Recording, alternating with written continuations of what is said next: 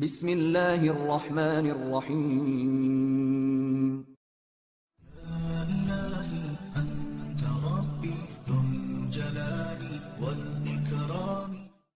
حیدر علی نے اپنے معتمد ساتھی شجاعت خان کو خلوت میں طلب کیا اور فاطمہ بیگم کے خط کا جواب تحریر کرانے لگا۔ آپ کا خط موصول ہوا جس کا ہر لفظ میرے دل میں زہر آگی نشتر کی طرح اتر گیا ہے، اور اس وقت بھی مجھے محسوس ہو رہا ہے کہ جیسے میرے ذہن پر آہنی گرزوں کی بارش ہو رہی ہے۔ اتنی دور رہ کر بھی مجھے آپ کی پریشانیوں کا احساس ہے، مگر فی الوقت ان کا علاج ممکن نہیں۔ آپ کو بہرحال صبر کرنا ہوگا۔ میرے خاندان کی تاریخ ہی کچھ اس طرح ہے کہ کسی بھی مرد کو سکون و اطمینان سے بیٹھنا نصیب نہیں ہوا۔ شاید میں بھی اپنی تاریخ کی اسی روایت کو زندہ رکھنے کے لیے در بدر مارا پھر رہا ہوں، اور غالباً تمہیں اور تمہارے بیٹے کو بھی آزمائش کے اسی دور سے گزرنا پڑ رہا ہے۔ مگر ایک بات ہمیشہ یاد رکھنا کہ اللہ نے ہمیں کبھی بے آبرو نہیں کیا۔ ہمارے بزرگ قتل تو ہو گئے لیکن بے وقار نہیں ہوئے۔ تم بھی اسی کے فضل و کرم کا سائبان تلاش کرو۔ مجھے یقین ہے کہ تم بھی دشمنوں کی دست درازی سے محفوظ رہو گی، اور ٹیپو بھی۔ تمہارا یہ مشورہ پسند نہیں آیا کہ میں ریاست میسور کے بجائے کسی اور طرف چلا جاؤں۔ یہ واپسی مجھ پر قرض ہے اور میں اس قرض کو اتارے بغیر چین سے نہیں بیٹھ سکتا۔ میرا انتظار کرو، مجھے آنا ہے اور میں آؤں گا، خواہ اس سفر میں اپنی جان سے ہی گزر جاؤں۔ والدہ صاحبہ کی خدمت میں سلام عرض کرنا اور بصد احترام میری یہ درخواست پیش کر دینا کہ میں پہلے سے بھی زیادہ ان کی دعاؤں کا محتاج ہوں، اور ٹیپو کو احساس دلاتی رہنا کہ میں اس کے بہت قریب ہوں۔ میرے ہونٹ اس کے رخساروں پر ہیں اور اس کا سر میرے سینے پر ہے۔ میرے بیٹے کو عام ہندوستانی عورتوں کی طرح چاند اور ستاروں سے مت بہلانا، اور اسے لوریاں دینے کے بجائے ان مردان شجاع کے نغمے سنانا جو موت کی راگ کو دنیا کا سب سے دلکش راگ سمجھتے ہیں۔ امید ہے کہ آپ میری ہدایت پر حرف بحرف عمل کریں گی۔ حیدر علی نے شجاعت خان سے یہ خط لکھوا کر سنا اور بڑے تاسف آمیز لہجے میں بولا۔ ایسے مواقع پر اپنے ان پڑھ ہونے کا شدت سے احساس ہوتا ہے۔ کاش مجھے بھی کتاب، قلم، کاغذ اور روشنائی کا ہنر آتا، پھر یہ مجبوری لاحق نہ ہوتی۔ جب تک آپ کے جانثار زندہ ہیں تو مجبوری کس شے کا نام ہے؟ شجاعت خان نے اپنے آقا کو احساس محرومی سے نجات دلانے کے لیے انتہائی پرجوش لہجے میں کہا۔ مجبوری تو مجبوری ہوتی ہے شجاعت خان۔ حیدر علی چند لمحوں کے اندر محرومی کے گرداب سے نکل گیا اور حسب عادت مسکرانے لگا۔ میں بھی کیا کرتا، والد محترم کے انتقال کے بعد ایسی خونی آندھیاں چلیں کہ قدم زمین پر جمتے ہی نہیں تھے۔ خاندان کے بزرگوں نے قلم کی جگہ تلوار ہاتھ میں دے دی، اسی سے آج تک کھیل رہا ہوں۔ اگر یہ کھیل بند کر کے کتاب اور قلم ہاتھ میں لے لوں تو خدا ہی جانتا ہے کہ اہل دنیا میرے ساتھ کیا سلوک کریں گے۔ حیدر علی کچھ دیر کے لیے اپنے ماضی میں سفر کرنے لگا تھا، پھر وہ یکایک حال کی طرف لوٹا۔ میری اس مجبوری کو میرا بیٹا ٹیپو دور کرے گا شجاعت خان۔ میں اس کے ہاتھ میں تلوار بھی دوں گا اور قلم بھی۔ پھر جب شجاعت خان خط لے کر ستی منگل سے سرینگا پٹنم کی طرف جانے لگا تو حیدر علی نے اسے ہدایت کرتے ہوئے کہا کہ وہ اس سفر میں سخت احتیاطی تدابیر کرے اور ہر قدم پر اپنی آنکھیں کھلی رکھے۔ وزیر اعظم نندراج کا کھویا ہوا اقتدار بحال ہونے کی ایک ہی صورت تھی کہ وہ کسی طرح 1 کروڑ روپے کی کثیر رقم پیشوائی پونا بالاجی باجی راؤ کو ادا کر کے ریاست میسور کے رہن رکھے ہوئے علاقے چھڑوا لے۔ اسی خوفناک صورتحال میں انتہائی رازداری کے ساتھ ایک بند کمرے میں نندراج اور حیدر علی کے درمیان گفتگو ہو رہی تھی۔ مہامنتری، یہ رقم اتنی معمولی نہیں ہے کہ ہم چند ساہوکاروں سے قرض لے لیں اور حالات سازگار ہوتے ہی انہیں واپس لوٹا دیں۔ حیدر علی اپنے چہرے سے بہت زیادہ پریشان نظر آ رہا تھا۔ میری کئی راتیں اسی فکر میں جاگتے گزر گئی ہیں۔ میں جانتا ہوں۔ نندراج اپنے اعصابی تناؤ کو کم کرنے کے لیے جام پر جام پی رہا تھا، مگر پھر بھی اس کی بدحواسی میں کوئی کمی واقع نہیں ہوئی تھی۔ کچھ بھی کرو، تمہیں ہر حال میں بالاجی باجی راؤ کا یہ قرض ادا کرنا ہے۔ اگر تم ناکام رہے تو میں اپنی زندگی کا خاتمہ کر لوں گا۔ میں چہرے کی اس سیاہی کے ساتھ میسور کے لوگوں کے سامنے جانا نہیں چاہتا۔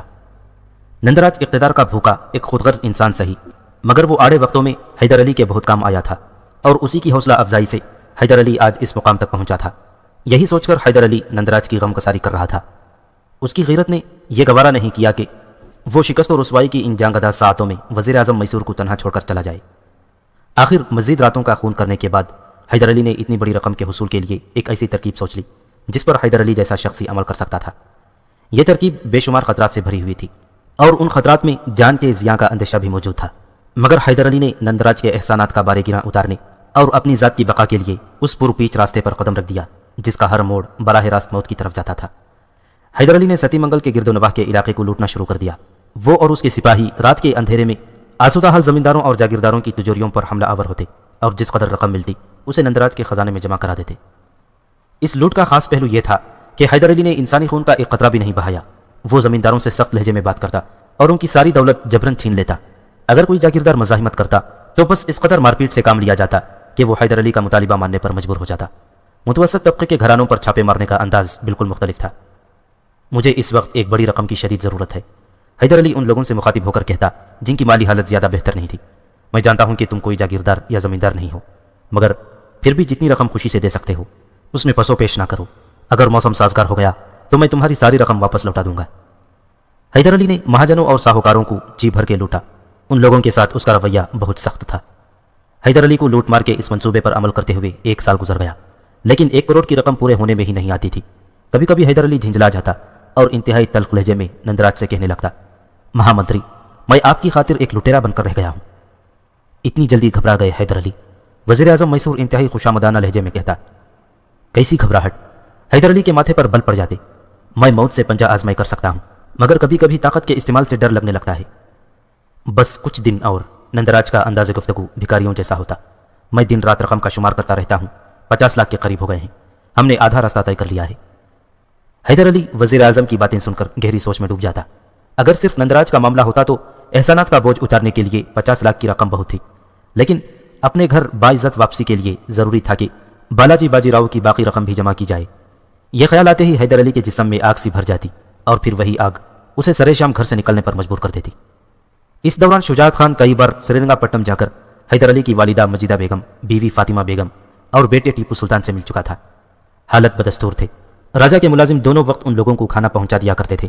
कुछ नामालूम मर्द और औरतें हर वक्त मकान की निगरानी करते रहते थे, मगर खुशकिस्मती से इस तवील अरसे में कोई नाखुशगवार वाकया पेश नहीं आया था। शुजात खान हुलिया बदलकर फकीराना लिबास में हैदर अली के घर वालों से मिला था और उसने अपने आप को उन लोगों का रिश्तेदार जाहिर किया था। जब हैदर अली इस कशाकश में बहुत ज्यादा थक जाता तो शुजात खान से अपने बेटे के बारे में गुफ्तगू करने लगता। तूने टीपू को देखा, वो कैसा लगता है? हैदर अली के लहजे में नाकाबिले बयान हसरत पोशीदा होती। खुदा नजर बद से बचाए, साहिबजादे बहुत खूबसूरत हैं, बिल्कुल चांद का टुकड़ा मालूम होते हैं। शुजात खान इस तरह टीपू का जिक्र करता जैसे वो खुद अपने बच्चे की तारीफ कर रहा हो। तूने गलत मिसाल दी शुजात खान। हैदर अली मसनूई गुस्से का इजहार करने लगता।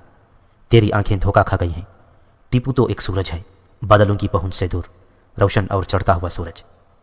शुजात खान इंतहाई मोहब्बत आमेज लहजे में अपनी गलती का एतराफ़ कर लेता। साहिबजादे अब बोलने भी लगे हैं। माशाअल्लाह, बहुत शीरीं और दिलकश आवाज़ है। मुझसे बार बार पूछते हैं कि बाबा कब आएंगे। हैदर अली फौरन मुंह फेर लेता और शुजात खान को यह राज समझने में देर नहीं लगती कि एक आहिनी आसाब रखने वाला बाप बेटे की मासूम बातें सुनकर अपने आंसू छुपाने की कोशिश कर रहा है। आखिर 1 साल की मजीद जद्दोजहद के बाद हैदर अली 1 करोड़ रुपया जमा करने में कामयाब हो गया। रकम शुमार करते वक्त शिद्दत जज्बात से वजीर आजम नंदराज के हाथ कांप रहे थे। फिर जब वो आखिरी रुपया भी गिन चुका तो उसने लरसती हुई आवाज में कहा, हैदर अली, मैं जिंदगी भर तुम्हारा यह एहसान नहीं भूलूंगा। तुमने मेरी लाज रख ली। आपके एहसानात का मुझे बहुत पास रहता था महामंत्री। हैदर अली भी इस मौके पर जज्बाती नजर आ रहा था। खुदा का शुक्र है कि मैंने अपनी जिंदगी में यह कर्ज अदा कर दिया है। मेरा एहसान ही क्या था हैदर अली। खुशी की ज्यादती से नंदराज की सांस फूलने लगी थी। वो तो एक मामूली सी मुलाजिमत थी, मगर जवाबन तुमने जो कुछ किया है वो उससे कहीं ज्यादा है, मेरे तसव्वुर और अंदाजे से भी ज्यादा। अगर मेरा वो एहसान कर्ज था तो तुमने सूद दर सूद से भी ज्यादा अदा कर दिया। नंदराज बार बार चांदी के रुपयों से भरी हुई उन बोरियों को देख रहा था जो उसके सामने रखी हुई थी। हम मुसलमान हैं महामंत्री, हैदर अली ने निस्बतन ऊंची आवाज में कहा। हमारे मजहब में एहसान छोटा हो या बड़ा, बहरहाल एहसान होता है और एहसान का बदला सिवाय एहसान के कुछ नहीं होता। मुझे मालूम है, नंदराज ने ममनूनियत के लहजे में कहा। आपको मालूम ही तो नहीं महामंत्री। हैदर अली का लहजा उदास भी था और शिकायत आमीज भी। अगर मालूम होता तो अहले मैसूर ये क्यों कहते कि हैदर अली गद्दार था और आजमाइश के वक्त रियासत को दुश्मनों के रहमो करम पर छोड़कर चला गया। देवताओं की कसम, मैं इस इल्जाम से बरीउज़ जिम्मा हूं, नंदराज ने बेइख्तियार कहा। मुझे तुम्हारे जख्म की सोजिश का खूब अंदाजा है कि मैं बहुत जल्द इसका इंतमाल कर दूंगा। मुझे श्रीरंगापट्टनम पहुंचने दो, सब कुछ ठीक हो जाएगा। और फिर कुछ दिनों बाद ही नंदराज ने 1 करोड़ रुपये घोड़ों और खच्चरों पर लाद कर श्रीरंगापट्टनम रवाना कर दिए। राजा कृष्णा ने वो रकम मरहटों को अदा करने के बजाय सरकारी खजाने में जमा कर दी और खामोशी से वक्त की नई करवट का इंतजार करने लगा। नंदराज के इस अमल से वजीरों में नाकाबिले बयान खुशी की लहर दौड़ गई, जैसे वो मरने के बाद दोबारा जिंदा हो गए हों और वो नए अंदाज से वजीर आजम के इस्तेकबाल की तैयारियों में मसरूफ थे। दूसरी तरफ रानियों में खलबली मच गई थी। वो बार बार खंडेराव से मशवरे कर रही थीं कि अब क्या होगा। खंडेराव बेअकल औरतों को बड़े रियाकाराना अंदाज में झूठी तसल्लियां दे रहा था। अभी मेरी कमान में बहुत से तीर बाकी हैं। फिलहाल हैदर अली की माँ, बीवी और बच्चे उसके पुराने मकान में मुंतकिल कर दिया जाए। अगर हैदर अली को यह राज मालूम हो गया कि मैंने उसके घर वालों के साथ ये जारिहाना सलूक किया था। रानी कांता तन्हाई में खंडेराव के सीने पर सर रखे किसी सहमी हुई बच्चे की तरह सवाल कर रही थी। खंडेराव के होंठों पर एक फरेबकार मुस्कुराहट उभर आई। हैदर अली को कौन बताएगा कि उसकी गैर मौजूदगी में उसके घर वालों पर क्या गुजरी है। मेरे मोहरे इतने कमजोर नहीं। अगर किसी ने जुबान खोली تو اس کی चिता को आग लगाने वाला भी कोई नहीं होगा। फिर हैदर अली के बीवी बच्चे को इस गैर हालत में रखने का इल्ज़ाम किसके सर जाएगा? रानी कांता खंडेराव की बातों से मुतमईन नहीं हुई थी। राजा कृष्णा के सर। खंडेराव आहिस्ता आहिस्ता अपनी शातिराना चालों के असरार खोल रहा था। और अगर राजा ने इनकार कर दिया? रानी कांता के दिलकश चेहरे पर खौफ व हिरास के गहरे साए लरज रहे थे। तुम नहीं जानते प्राण कि हैदर अली कैसा जल्लाद आदमी है। मुझे उसकी वापसी का सुनकर बहुत डर लग रहा है। मैंने बहुत प्रार्थना की थी कि वो किसी जंग में मारा जाए, मगर देवताओं ने मेरी एक भी नहीं सुनी। रानी कांता अपने नाआसुदा जज्बों की गुलाम थी, इसलिए खंडेराव को प्राण यानी महबूब कहकर पुकारती थी और उस शख्स को जल्लाद समझती थी जिसने उसे माँ का दर्जा दिया था। खंडेराव जैसे बाजीगर इंसान ने रानी कांता की इस कमजोरी से फायदा उठाया था। अब सारी डोरियां उसके हाथ में थीं और वो एक जवान बेवा को कठपुतली की तरह नचा रहा था। राजा के इनकार से क्या होगा? वो लाख इनकार करे मगर हैदर अली उसकी कोई बात तस्लीम नहीं करेगा, इसलिए कि वो रियासत का हाकिम है और उसके हुक्म के बगैर इतने बड़े काम की तकमील मुमकिन नहीं। खंडेराव की दलील सुनकर रानी कांता ने एक जानदार कहकहा लगाया। अब उसके सर से सारा बोझ उतर गया था। मैंने हैदर अली और राजा कृष्णा के दरमियान नफरत का बीज बो दिया है, खंडेराव ने कहा, जो खूबसूरत रानी के गुर्बत और नशे की शिद्दत के असर से बैठा झूम रहा था। बस अब एक ही काम बाकी रह गया है कि किसी तरह हैदर अली और नंदराज भी ठन जाए, फिर मैसूर का तख्त तुम्हारे कदमों के नीचे होगा। अगरचे रानी कांता ने शराब नहीं पी थी, लेकिन उसकी आंखें किसी बादकश की मानिंद खुमार आलूद नजर आ रही थी और वो दोबारा मैसूर की हुक्मरानी के ख्वाब देख रही थी। खंडेराव के मंसूबे के मुताबिक दूसरे दिन ही मजिदा बेगम, फातिमा बेगम और टीपू सुल्तान को पुराने मकान में मुंतकिल कर दिया गया, जो एक आला फौजी अफसर के शाया निशान था। फिर चंद रोज बाद वजीर आजम नंदराज और हैदर अली भी श्रीरंगापट्टनम पहुंच गए। राजा कृष्णा ने सियासत व मसलिहत से काम लेते हुए किले से बाहर निकलकर हैदर अली और नंदराज का इस्तकबाल किया। अब वो नए अंदाज से दूसरी बाजी खेल रहा था। अय्यार खंडेराव हजारों इंसानों की मौजूदगी में हैदर अली के कदमों में झुक गया और चीख चीख कर कहने लगा, मेरा मालिक वापस आ गया और उसके साथ ही मैसूर की किस्मत भी लिखी गई। सियाह रात भी ढल गई। अब हर तरफ सूरज की तेज रोशनी होगी और देखने वालों की आंखें खैरा होकर रह जाएंगी। खंडेराव के इस रियाकाराना मुजाहिरे पर राजा कृष्णा को तो कोई हैरत ना हुई कि वो उसी का आदमी था, मगर नंदराज के लिए खंडेराव का यह खुशामदाना तर्ज अमल बड़ा हैरान कुन था। वजीर आजम मैसूर ने बहुत गौर से इस दराज कद बरहटे की तरफ देखा और किसी गहरी सोच में डूब गया। हैदर अली इन तमाम बातों से बेनियाज नजर आ रहा था और जल्द अज जल्द अपने घर पहुंच जाना चाहता था। उसने इस्तकबालिया जश्न के सिलसिले में रस्मी तौर पर राजा कृष्णा का शुक्र अदा किया और बहुत तेज रफ्तारी से महल में दाखिल हो गया। अहले खानों को पुराने मकान में देखकर हैदर अली को सख्त ताज्जुब हुआ था, मगर उसने वक्ती तौर पर अपने जहन से तमाम ख्यालात को झटक दिया और वालिदा मजीदा बेगम के सामने किसी खिदमतगार की तरह सर झुकाकर खड़ा हो गया। हैदर अली अपनी वालिदा का इस कदर एहतराम करता था कि लोग उसकी मिसाल पेश किया करते थे। मजीदा बेगम ने ज़ारो कतार रोते हुए बेटे की पेशानी को बोसा दिया और टीपू की तरफ इशारा किया, जो बड़ी हैरत से हैदर अली की तरफ देख रहा था। सिपाही, तुम कैसे हो? हैदर अली अपने 4 साला बेटे टीपू से मुखातिब हुआ तो शिद्दत जज्बात से उसकी आवाज़ लरज रही थी। आप कौन हैं? टीपू का लहजा बहुत शीरीन था, मगर आंखों से हैरत और अजनबियत का तासुर नुमायां था। सिपाही, मैं तुम्हारा बाबा हूं। हैदर अली ने झुककर टीपू को आगोश में ले लिया। वो शुरू ही से अपने बेटे को सिपाही कहकर मुखातिब किया करता था। मेरे बाबा तो दुश्मनों से जंग करने बहुत दूर गए हुए हैं, टीपू ने रुक रुक कर कहा। उसकी आंखें मुस्तकिल हैदर अली के चेहरे पर मरकूज थीं। हैदर अली ने फातिमा बेगम की तरफ देखा, जिसकी आंखों से भी आंसू बह रहे थे। साहब, आप उस वक्त घर से निकले जब टीपू 1 साल का था। रिक्कत के सबब फातिमा बेगम को बात करने में बहुत ज्यादा दुश्वारी पेश आ रही थी। 3 साल बाद घर लौटे हैं, आपने वक्त का शुमार नहीं किया था। बेगम, सच कहा आपने, फासले इंसानी खदोखाल को सिर्फ धुंधला ही नहीं करते, मिटा भी देते हैं। इस जज्बाती फजा ने हैदर अली को भी रुला दिया। वालिद साहब जब मुझसे बिछड़े थे तो मेरी उम्र 5 साल थी। मुझे उनके चेहरे के नक्शो निगार आज भी याद हैं, मगर वो घर से निकले तो लौट कर नहीं आए। यह भी मुमकिन था कि टीपू जिंदगी भर अपने बाबा को याद करता रहता और मजबूर बाबा वक्त के गुबार में हमेशा के लिए गुम हो जाता। मगर अल्लाह ने तुम लोगों की दुआएं सुन ली। मैं जानता हूं कि यतीमी किसे कहते हैं। खुदा मेरे दुश्मनों को भी ये दिन न दिखाए। फिर जब आहिस्ता आहिस्ता जज्बात का चढ़ा हुआ सैलाब उतर गया तो हैदर अली ने अपनी वालिदा मजीदा बेगम से उनकी दरबदरी के बारे में पूछा। जवाबन मजीदा बेगम इससे ज्यादा कुछ न बता सकी कि वो नकाबपोश सिपाही थे जो हर वक्त उनकी निगरानी करते रहते थे।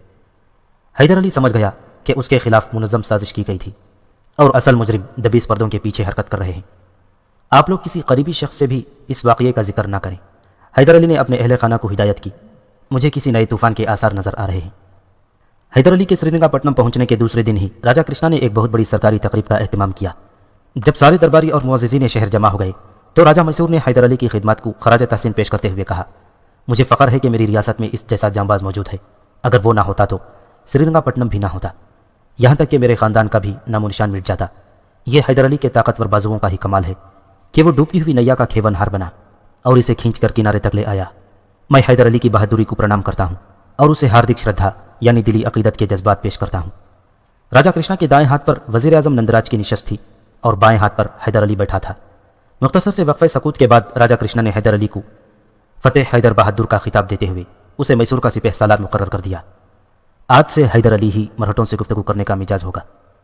حیدر علی کے سالار افواج مقرر ہونے پر نندراج نے بے حد خوشی کا اظہار کیا تھا کہ اس طرح اس کا ایک معتمد زیادہ طاقتور ہو گیا تھا، مگر جب راجا کرشنا نے مرہٹوں کے حوالے سے مذاکرات کے تمام اختیارات حیدر علی کو سونپ دیے تو اس کے چہرے کا رنگ بدل گیا۔ حیدر علی نے اپنی نشست پر کھڑے ہو کر راجا کرشنا کو سلامی پیش کی اور بہترین الفاظ میں اس کی نوازشات کا شکریہ ادا کیا۔ جواباً والی میسور بھی کھڑا ہو گیا اور اس نے اپنے ہاتھوں سے سونے کا ایک ہار حیدر علی کو پہنایا جس میں قیمتی ہیرے جگمگا رہے تھے۔ اس تقریب کے موقع پر سرکاری زندان خانے میں حیدر علی کی والدہ مجیدہ بیگم اور بیوی فاطمہ بیگم بھی موجود تھیں۔ رانی لکشمما رانی دیواجی منی نے ان دونوں کو بھی سونے کے ہار پہنائے۔ رانی کانتا حیدر علی کی اس ترقی کو برداشت نہ کر سکی اور اس کے سینے میں حسد کے انگارے دہکنے لگے۔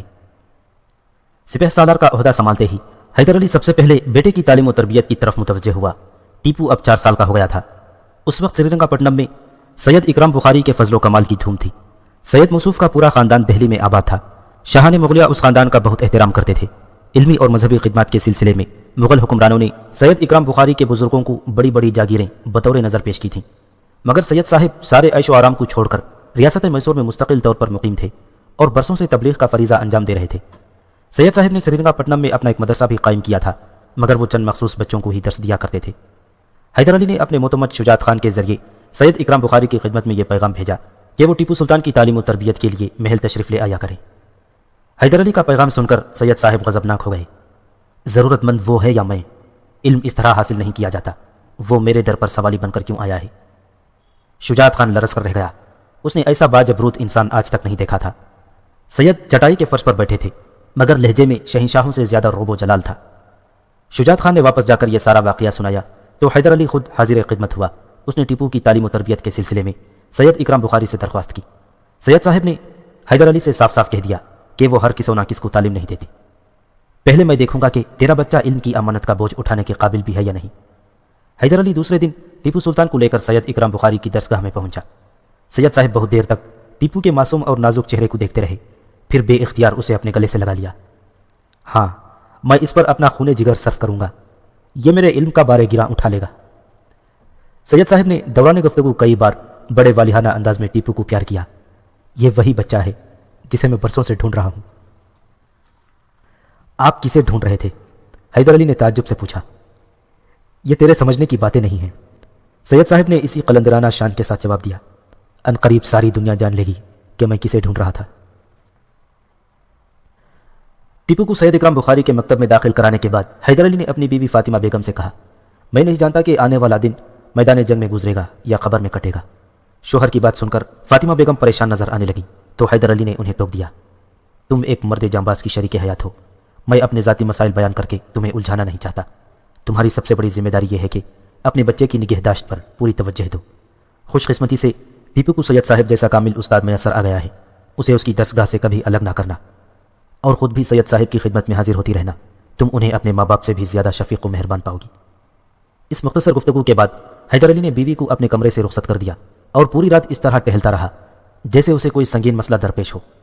پھر صبح ہوتے ہی حیدر علی نے اپنی فوج کو سری رنگا پٹنم کے حدود سے نکل کر سیرا کے صوبیدار گوپال راؤ پر حملہ کرنے کا حکم دیا۔ یہ بڑا عجیب فیصلہ تھا۔ راجا کرشنا نے حیدر علی کو مرہٹوں سے سیاسی معاملات طے کرنے کا اختیار ضرور دیا تھا، مگر کسی کو یہ امید نہیں تھی کہ حیدر علی مذاکرات کے بجائے جنگ کا انتخاب کرے گا۔ فوج کی روانگی کے وقت راجا تو خاموش رہا، مگر وزیر اعظم نندراج کسی قدر ناگوار لہجے میں بول اٹھا، تم نے مجھ سے مشورہ کرنے کی ضرورت محسوس نہیں کی، میرے پاس وقت بہت کم ہے۔ حیدر علی نے اپنے گھوڑے کی طرف بڑھتے ہوئے کہا، مہامنتری اطمینان رکھیں کہ میں آپ کے مفادات کے خلاف کوئی کام نہیں کر رہا ہوں۔ یہ کہہ کر حیدر علی گھوڑے کی پشت پر سوار ہو گیا اور نندراج پریشان نظروں سے اٹھتے ہوئے غبار کو دیکھنے لگا۔ حیدر علی کی آمد کی خبر سن کر مراٹھا فوج بھی سری رنگا پٹنم کی طرف بڑھی۔ میسور کے برق رفتار سپاہیوں نے گوپال راؤ کو نصف فاصلہ طے کرنے نہیں دیا، یہاں تک کہ دونوں فوجیں چنپٹن کے مقام پر پہنچ کر خیمہ زن ہو گئیں۔ اسی رات حیدر علی کے لشکر نے ایک خوفناک شب خون مارا۔ مراٹھا فوج اپنا سارا ساز و سامان اور بہت سی لاشیں چھوڑ کر بھاگ کھڑی ہوئی۔ بالآخر چنپٹن کی شکست نے گوپال راؤ کو مجبور کر دیا کہ وہ ریاست میسور کے تمام علاقے خالی کر کے سیرا کی طرف لوٹ جائے۔ حیدر علی کا یہ دوسرا بڑا کارنامہ تھا جس کے باعث پورے میسور پر اس کی ہیبت چھا گئی۔ والی میسور اسی موقع کی تلاش میں تھا۔ راجا کھنڈے راؤ اور رانیوں کے درمیان خفیہ مشورے ہو گئے۔ ان سب کے نزدیک نندراج اور دوسرے وزیروں سے نجات حاصل کرنے کا یہی موسم تھا۔ آخر ایار کھنڈے راؤ نے ایک ایسی ترکیب ڈھونڈ نکالی جو نندراج کے اقتدار کے خاتمے کا سبب بن گئی۔ کھنڈے راؤ پونا کے دربار میں ایک طویل عرصہ گزار چکا تھا، اس لیے حکومت کے بہت سے رازوں سے واقف تھا۔ اس نے ایک ماہر کاریگر سے پیشوا بالاجی باجی راؤ کی مہر بنوائی، پھر مرہٹی زبان میں راجا کرشنا کے نام ایک فرمان تحریر کیا۔ گوپال راؤ میرے ہی حکم پر میسور کے تمام علاقے خالی کر کے سرا کی طرف واپس لوٹ گیا ہے۔ اگر تم اپنی سلامتی چاہتے ہو تو نندراج اور دوسرے وزیروں کو فوری طور پر برطرف کر دو۔ نافرمانی کی صورت میں سری رنگا پٹنم میری پہنچ سے زیادہ دور نہیں ہے۔ پیشوائے پونا بالاجی باجی راؤ کا جعلی خط لے کر کھنڈے راؤ حیدر علی کے پاس پہنچا۔ حیدر علی نے کئی بار اس خط کے ایک ایک حرف کو سنا اور پھر پونا کی سرکاری دستاویز کے ساتھ تنہائی میں نندراج سے ملا۔ وزیر اعظم میسور کو پہلے تو اس بات پر یقین ہی نہ آیا، مگر جب خود اس نے بالاجی باجی راؤ کا حکم نامہ پڑھا تو سر سے پاؤں تک پسینے میں نہا گیا۔ آپ مطمئن ہو کر اپنی جاگیر پر چلے جائیں، حیدر علی نے نندراج کو مخلصانہ مشورہ دیتے ہوئے کہا۔ میں آپ کی جان و مال اور عزت و آبرو کی ضمانت دیتا ہوں۔ اس وقت میسور کو بچانے کی یہی ایک صورت ہے کہ آپ استعفیٰ دے دیں۔ حالات سازگار ہوتے ہی دوبارہ آپ کو وزارت عظمیٰ کا منصب پیش کر دیا جائے گا۔ مجبوراً مہا منتری نندراج، اس کے چھوٹے بھائی دیوراج اور دوسرے منتریوں نے اپنے اپنے استعفے پیش کر دیے اور حیدر علی نے ان سب سے اسناد وزارت لے کر راجا کرشنا کے حوالے کر دیے۔ جس روز نندراج ستی منگل کی طرف روانہ ہوا، اسی رات راجا کرشنا نے کھنڈے راؤ اور اپنے چند خاص مصاحبوں کے ساتھ سری رنگناتھ کے مندر میں بڑا ہنگامہ خیز جشن منایا۔ یہ سری رنگا پٹنم کا سب سے بڑا مندر تھا اور اسی مندر کے طویل و عریض خانے میں راجا کرشنا اپنے خفیہ منصوبے بنایا کرتا تھا۔ میسور کی رعایا اسے ایک ہمدرد اور نیک دل حکمران کی حیثیت سے جانتی تھی، مگر درپردہ وہ انتہائی ظالم اور اوباش انسان تھا۔ اس نے مندر کے شریف النفس پجاری سوامی دیانند کو قتل کرا کے میسور کے ایک شعبدہ باز بھیرومل کو اس اعلیٰ منصب پر پہنچایا تھا۔ بڑے پجاری کی جگہ حاصل کرتے ہی بھیرومل نے راجا کرشنا کے حکم پر مندر سے ملحق کئی سرنگیں اور تہخانے تعمیر کرائے تھے کہ اگر کبھی حکمران خاندان پر برا وقت پڑ جائے تو زیر زمین پناہ گاہوں کو استعمال کر کے دشمنوں سے محفوظ رکھا جا سکے۔ ان تہخانوں میں ایک خاص کمرہ راجا کرشنا کے لیے وقف تھا۔ دوہری شخصیت رکھنے والا میسور کا یہ حکمران اکثر راتوں کو اسی کمرے میں داد عیش دیا کرتا تھا۔ بھیرومل کے سینکڑوں چیلے جوگیوں کے بھیس میں نگر نگر گھومتے اور خوبصورت لڑکیوں کو اغوا کر کے انہی زمین دوز عشرت قدوں میں پہنچا دیتے۔ راجا کرشنا رعایا کے سامنے دیوتاؤں کی پوجا کرتا اور پھر سوامی بھیرومل کے کمرے سے گزر کر اس تہخانے میں چلا جاتا جو رات کے اندھیرے میں بھی راجا اندر کے اکھاڑے کی طرح روشن رہتا تھا۔ یہاں وہ جی بھر کر شراب پیتا اور اپنی پسندیدہ لڑکی کو بے آبرو کر کے وحشیانہ قہقہ لگاتا۔ پھر وہ بدنصیب لڑکی دیوداسیوں کی طویل قطار میں شامل کر دی جاتی اور زندگی بھر حکومت کے دوسرے اہلکاروں کی خدمت کرتی رہتی۔ نندراج اور دوسرے وزیروں سے نجات حاصل کر کے راجا کرشنا سری رنگناتھ کے مندر میں پہنچا اور اس نے بھیرومل سے کھنڈے راؤ کا تعارف کراتے ہوئے کہا، سوامی، یہ ہے میرا دماغ جس نے نندراج اور اس کے ساتھیوں کو مگرمچھ کی طرح نگل لیا ہے۔ آج میں اس کی بدولت آزاد ہوا ہوں۔ راجا نے بڑے بے تکلفانہ انداز میں کھنڈے راؤ کے کندھے پر ہاتھ رکھا۔ آج تو اس کی سیوا کر، اب یہی میرا دایاں بازو ہے۔ راجا کا اشارہ پاتے ہی سیمتن اور نوخیز رقاصاؤں کے گھنگروؤں کی جھنکار سے پورا تہخانہ گونج اٹھا۔ پھر جب آدھی رات کے قریب ہنگامہ ناؤ نوش سرد ہوا تو میسور کے حکمران نے بڑے حیرت زدہ لہجے میں کہا، کھنڈے راؤ، ابھی میں آزاد کب ہوا ہوں؟ پہلے نندراج کا غلام تھا، اب ہندو مذہب کے دشمن کا غلام ہوں۔ راجا کرشنا کا اشارہ حیدر علی کی طرف تھا۔ نندراج کو تو یہ سمجھو کہ زندہ چھوڑ دیا ہے کہ وہ بہرحال اپنا ہم مذہب ہے۔ ایکایک نفرت و غضب کے آگ سے کھنڈے راؤ کا چہرہ جلنے لگا، مگر حیدر علی کو اس دنیا میں کہیں پناہ نہیں ملے گی۔ میں اس کا سر کاٹ کر دیوی کی بھینٹ چڑھا دوں گا۔ شیواجی کے جاہو جلال کی قسم، اورنگزیب کی پوری قوم سے مرہٹوں کی توہین کا انتقام لوں گا۔ یہ کہہ کر کھنڈے راؤ اپنے دائیں جانب جھکا اور اس نے راجا کرشنا سے سرگوشی کرتے ہوئے کچھ کہا۔ چند لمحوں کے لیے راجا کے چہرے پر خوشی کے آثار نمایاں ہوئے، مگر پھر اچانک اس کی آنکھوں سے خوف کا رنگ جھلکنے لگا۔ سوامی بھیرومل بھی اپنا خاص آدمی ہے، اس کے سامنے پردہ داری کی ضرورت نہیں، راجا کرشنا نے کھنڈے راؤ کی سرگوشی کے جواب میں کہا۔ ایار کھنڈے راؤ نے ایک نظر بھیرومل کی طرف دیکھا اور پھر والی میسور سے مخاطب ہو کر بولا، میرے ذہن میں حیدر علی سے چھٹکارا حاصل کرنے کے لیے دو ترکیبیں ہیں۔ ایک یہ کہ اس کے بیوی بچے کو قتل کر دیا جائے، پھر وہ آہستہ آہستہ خود ہی مر جائے گا۔ نہیں کھنڈے راؤ، راجا کرشنا نے انتہائی خوفزدہ لہجے میں کہا، تو حیدر علی کو جانتا نہیں، اگر اس کی بیوی اور بچہ ہلاک ہو گئے تو پھر نہ جانے ہر گھر سے کتنی لاشیں اٹھیں گی، ہو سکتا ہے کہ وہ پوری ریاست ہی کو شمشان بنا ڈالے۔ مہاراج، آپ اس کے بیوی بچے کو قتل کیوں نہیں کرتے؟ ایکایک بھیرومل درمیان میں بول اٹھا، میرے یہ چیلے کس دن کام آئیں گے؟ حیدر علی کے بیٹے کو بھی کوئی کنواری لڑکی سمجھ کر اغوا کر لیں گے، پھر بازی آپ کے ہاتھ میں ہوگی۔ بھیرومل کے چہرے پر بڑی بے حیائی اور صفا کی برس رہی تھی۔ خاموش رہ سوامی، راجا کرشنا نے بھیرومل کو ڈانٹتے ہوئے کہا، تو نے میسور کے سپہ سالار کے بیٹے کو کسی مزدور و کسان کی لڑکی سمجھا ہے؟ وہ टीपू की तलाश में तेरी बनाई हुई एक एक सुरंग और एक एक तहखाने को खुदवा डालेगा।